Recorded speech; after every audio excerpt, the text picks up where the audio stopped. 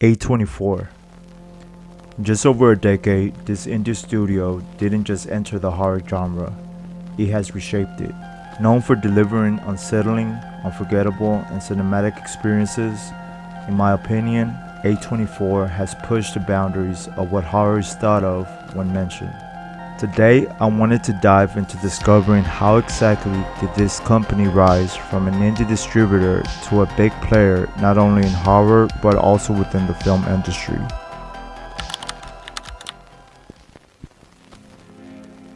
The year is 2012. Daniel Katz, a financier with a background at Guggenheim Partners, is driving on the Autostrada A24. Somewhere along that ride, he decides to take a different path, the one that would lead to the founding of A24. He partners with David Finkel, who had previously co-founded Oscilloscope Laboratories, and John Hodges, a producer with roots in Big Beach Films. Together, they launched A24 with a mission: distribute films they actually believed in.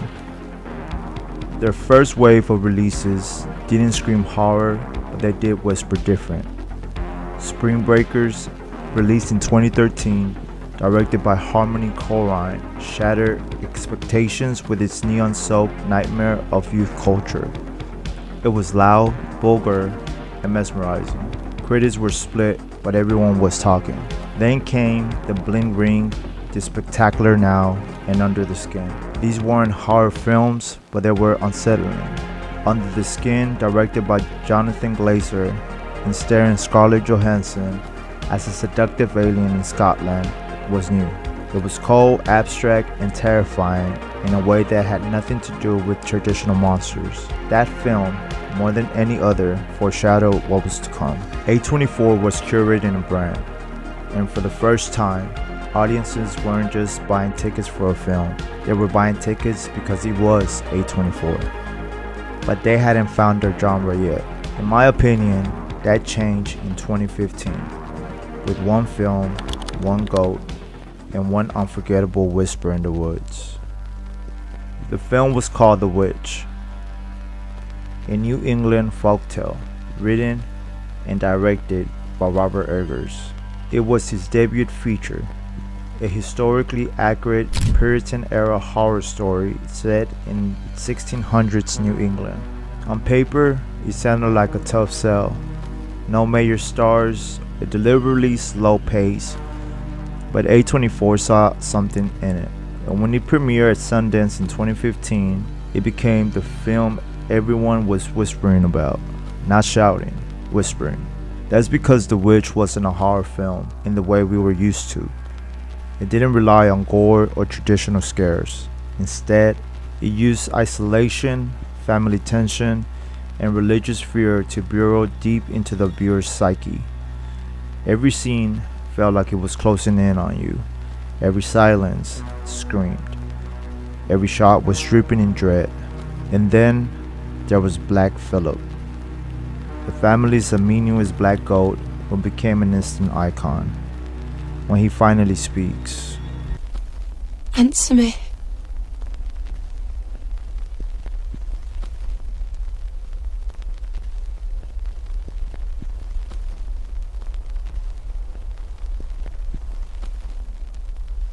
What dost thou want? The film was made on a $4 million budget. It went on to gross over $40 million worldwide. More importantly, it set the tone for what would follow. This was horror for people who like poetry, who like dread more than terror, who like ambiguity over explanation.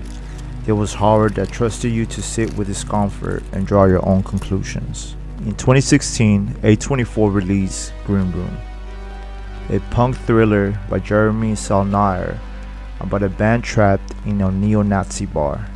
While not strictly supernatural, it was raw, violent, and psychologically suffocating.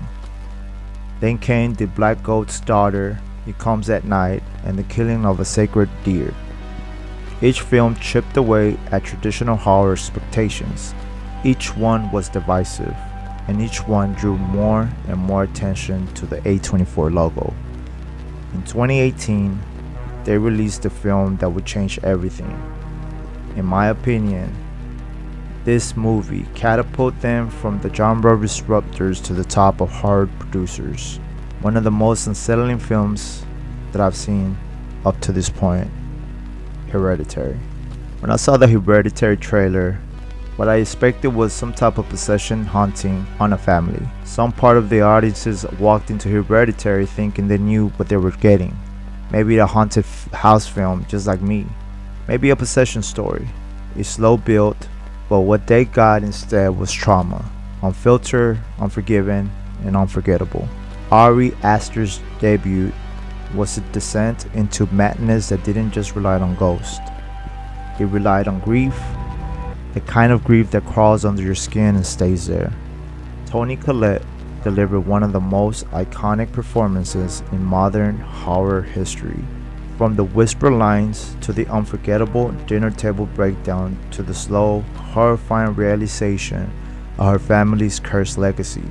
The film's sound design, score, camera work, it all felt meticulously curated to create unease. Not terror, but unease. A sense that something was always wrong, even in silence. Hereditary became a cultural touchstone, memes spread, YouTube theories exploded, horror fans argued over the final scenes for years, and yet A24 didn't explain a thing. That was part of the magic and the lore.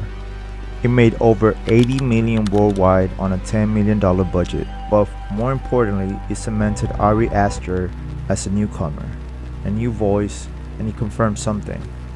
A24 wasn't just making horror, they were making elevated horror. A year later, Aster returned with Midsommar, a breakup movie dressed in flower crowns, sun-bleached rituals, and hallucinogenic horror. Shot in dazzling daylight, Midsommar flipped horror conventions on their head. It asked, what if the scariest place wasn't in the dark, but right out in the open? Florence Pugh's Danny becomes a symbol of emotional devastation and rebirth.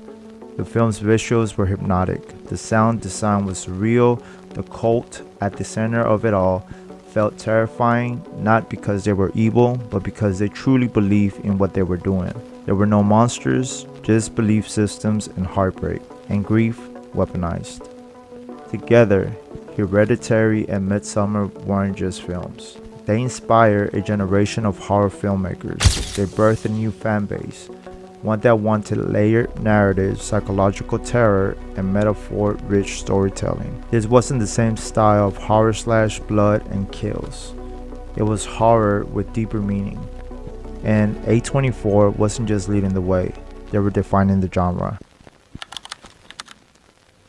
So what exactly is A24 horror?